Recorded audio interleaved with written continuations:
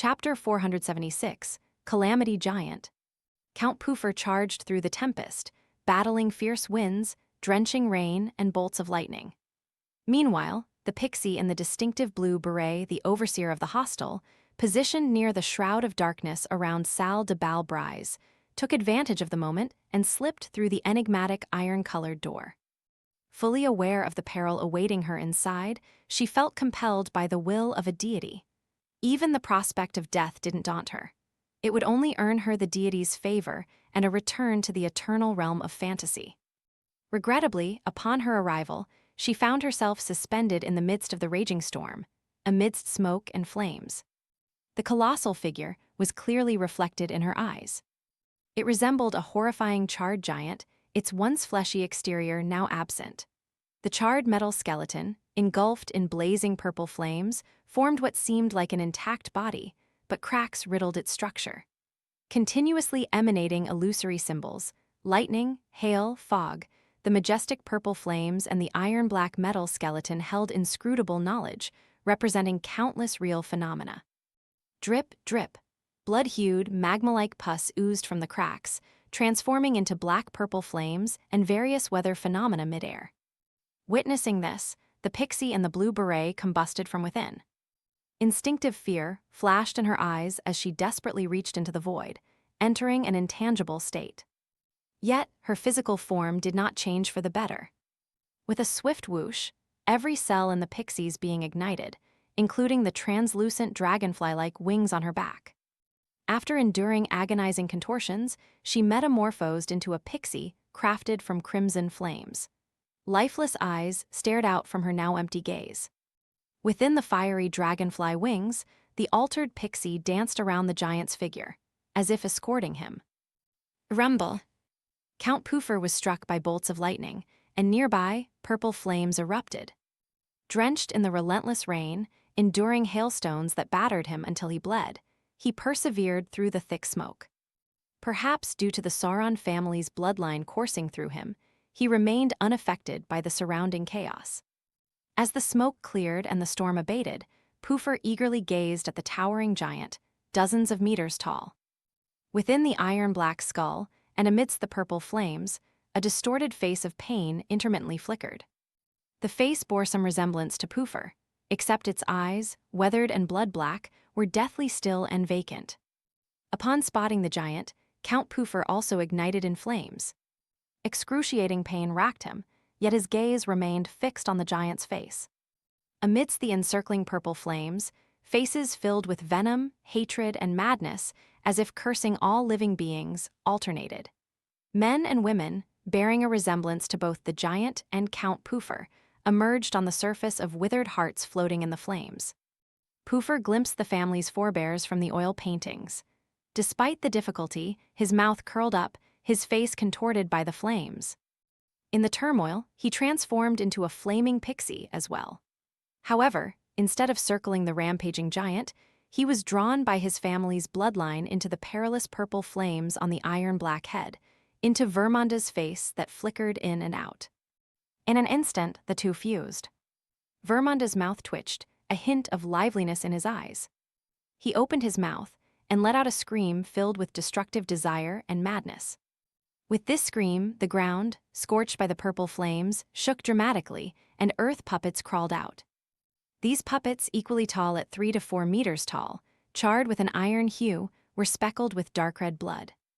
Transforming as they squirmed, the earth puppets became soldiers, guarding the area with a semblance of life. Almost simultaneously, a fiery meteor descended from the heavens. Streaking across the sky, it plummeted towards the edge of the fog. Bang! A figure emerged amidst the meteorite-like crash and ensuing tremors, standing upright. It was Snarner Einhorn, adorned in iron-black, blood-stained armor. The 1.8-meter-tall angel, with long dark red hair and flamboyant earrings, didn't hesitate. His body expanded, unveiling a mythical creature form reminiscent of Vermonda Sauron's current state. It was a giant, a representation of Calamity, crafted from flames and various symbolic elements. Under the silent blaze of invisible flames in the sky, across the wilderness, Pualis de Roquefort, draped in an elegant black dress and a veiled hat, fixed her gaze on the majestic city not far away. She didn't get her husband, butler, and children to enter the hostel. Instead, she arranged for them to temporarily depart Trier and reside in a suburban town beyond the city wall. After a brief survey, Madame Pualis turned her attention to the man merely 20 to 30 meters away. Despite appearing in his 50s, his dense blonde hair showed only slight traces of gray, and his lake blue eyes were clear. Neatly encircling his mouth, the beard framed his unusually deep facial features. It was evident he had been a handsome man in his youth. He was the circle inhabitant of the Sinners, Voisin Sanson, Roch Louis Sanson's father. Madame Pualis shifted her gaze back to the seemingly boundless city, sensing an inexplicable calling from somewhere. It was gradually contracting and expanding, akin to the embrace of a long-forgotten mother. She took a step forward. Franca hadn't anticipated encountering Gardner Martin immediately upon exiting the mirror world. As an undercover agent for both the Tarot Club and the Demoness sect, she felt a twinge of guilt instinctively. The urge to casually greet him with a "what a coincidence" surfaced subconsciously. However, she was no longer the naive rookie from her initial transmigration. Her worldly and combat experiences ranked among the elite in the curly-haired Baboons Research Society. Swiftly reacting, she yelled at Anthony Reed, "Duck," and, turning invisible, lunged to the side. Almost simultaneously, dozens, perhaps hundreds, of blazing white fireballs materialized around Gardner Martin. His eyes were profound, body clad in silver armor, as the fireballs howled and erupted at the previous location of Franca and Anthony Reed. Anthony, his gaze fixed on General Philip's black-cloaked figure, heard Franca's warning, "Duck," echoing in his ears. Experienced, though unsure of what to expect, he followed his teammates' advice. Adjusting his body midair, he kicked down with both feet, hurtling toward General Philip without picking a side. Amidst the explosive chaos, General Philip was astonished to find a slightly greasy middle-aged man in military green camouflage clothing glaring at him with hatred, launching towards him. "Does he hold a grudge against me?" Philip wondered, his eyes darkening as focus slipped away. He saw a myriad of intertwined fates and discerned the thread's approximate origins. "So you're a survivor of the sacrificial company, lucky enough to escape back then, and now you dare return for revenge." General Philip sneered with disdain. As a Sequence 5 Reaper of the Hunter pathway, he made the decision to put his faith in the great goddess of fate and receive the corresponding boon. This choice stemmed from his first-hand recognition of the limitations and issues within his original pathway in the mysticism domain, along with the impending apocalypse he couldn't avoid.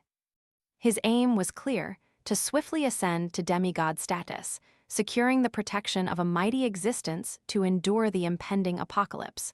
Ordinary channels simply couldn't provide him with what he needed. Despite the initial weaknesses and constraints of the goddess of fate's pathway, he accepted it without hesitation. It was worth noting that the boon corresponding to Sequence 9, Dreamless, merely granted him a dreamless state and the ability to sense the flow of fate. Consequently, he forfeited the potential of gaining revelations through his spirituality via dreams. Sequence 8 musicians were a slight improvement. In certain worlds, musicians often blinded themselves to enhance their focus on the voice of fate before playing it like a symphony. However, this method demanded extensive preparation and sufficient time to orchestrate the tune in order to influence a target's fate. As for Sequence 7 Fate Priors, they shared essential similarities with seers. However, unlike seers, they didn't require a medium to directly perceive or hear the revelations of fate. By Sequence 6, the bestowed of the goddess of fate finally acquired relatively potent abilities. Those who glimpsed fate could convey it and directly impact a target, but each usage came with a significant drawback: a self-imposed silence lasting for an extended period. This sequence was known as mute. Only after faking his death and breaking free from his original fate did the Sequence 5 deceased no longer bear the previous restrictions. They could now function relatively normally. As a dual Sequence 5, General Philip unraveled the threads of fate, discerning the origin of Anthony Reed's animosity. He chuckled, releasing a voice that seemed confined for an eternity. Fate can't be avoided. You'll ultimately end up as my sacrifice. Amidst these words and the explosive tumult, Anthony Reed's mind replayed the harrowing scene of the camp attack, causing him to break out into a tremble. Thud, he landed on the ground and clutched his head in fear. Not far away, concealed behind a half-collapsed grayish-white stone pillar, Lumion and Jenna both heard Franca's urgent cry to duck. Franca has entered too. How did she do it? Lumion wondered, a sense of alarm coursing through him.